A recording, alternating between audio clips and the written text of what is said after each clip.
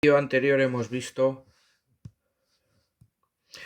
cómo son, digamos, cómo calcular las razones trigonométricas utilizando triángulos de hipotenusa 1, y recuerdo que era que el seno es el cateto opuesto y el coseno es el cateto contiguo, siempre que trabajemos con triángulos con hipotenusa 1. Vamos a ver que esto nos permite extender el concepto de razones trigonométricas a ángulos, al resto de ángulos, no agudos, no necesariamente agudos. Observemos que, en principio, tal y como tenemos definidas las razones trigonométricas, las tengo definidas únicamente para ángulos con los que puedo construir un triángulo rectángulo, porque aquí es donde tenemos catetos e hipotenusas, y es a partir de ahí como he definido el seno y el coseno. Pero la pregunta que nos hacemos es, ¿cómo puedo yo extender, cómo puedo entender el seno, coseno y la tangente de un ángulo como este, donde no puedo construir un triángulo rectángulo? Pues bien, para ello utilizaremos la circunferencia goniométrica, que paso a explicar. Una circunferencia goniométrica es una circunferencia de radio 1. Este hecho es fundamental. El radio de esta circunferencia, llamada goniométrica, ha de ser de medida 1. ¿Y por qué es importante que el radio mida 1? Pues porque si el radio mide 1, la hipotenusa de este triángulo mide 1. Y como hemos visto antes, esto sería el valor del seno de alfa.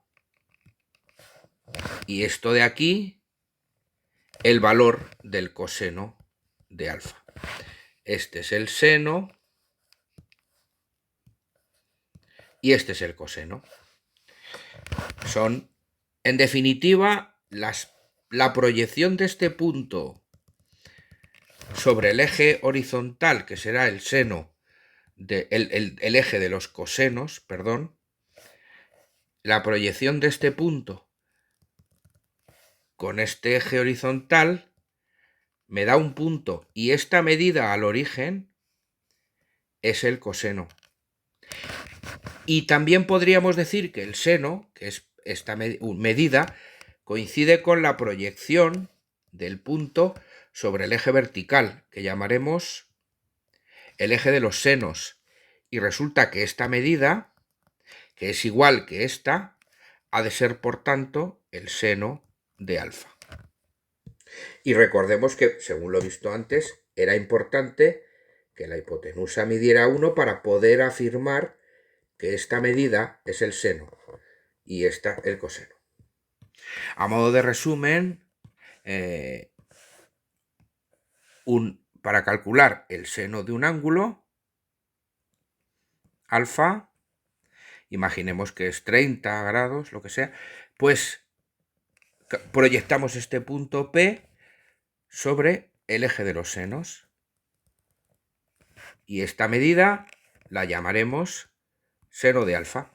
Y proyectando el punto P sobre el eje de los cosenos, a esta medida la podremos llamar coseno de alfa. Esta es una nueva definición de seno y coseno. Lo que pasa es que es respetuosa con la original. Es respetuosa con la primera que vimos. Con esta. Cateto opuesto partido cateto contiguo.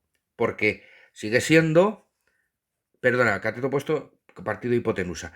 Porque el seno sigue siendo esto entre esto, que es esto, por estar dividido entre 1. ¿De acuerdo? Así que esta nueva definición de seno y coseno es coherente o respeta las definiciones originales del seno y el coseno.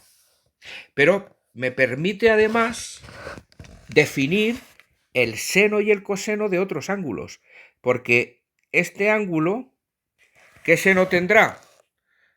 Pues de la misma manera,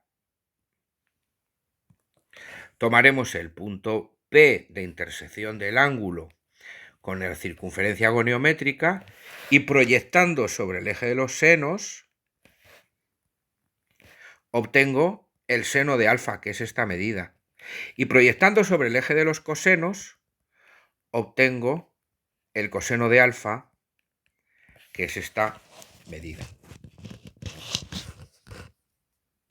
Pudiendo así, por tanto, hablar de senos, cosenos y tangentes, porque la tangente es el seno partido coseno, podremos hablar del seno, coseno y tangente de ángulos no agudos, mayores de 90 grados, con los que no puedo formar triángulos rectángulos.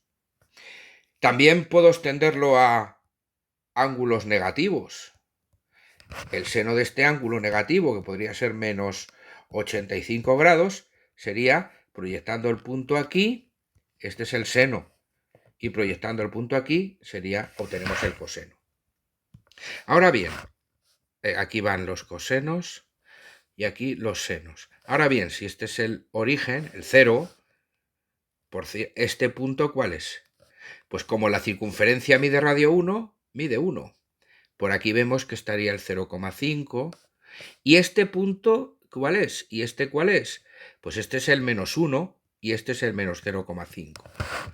¿De acuerdo? Pasaría también con el eje de los senos. Este es 0,5, aquí estaría 0,3 y aquí estaría el 1, pero también tenemos valores negativos.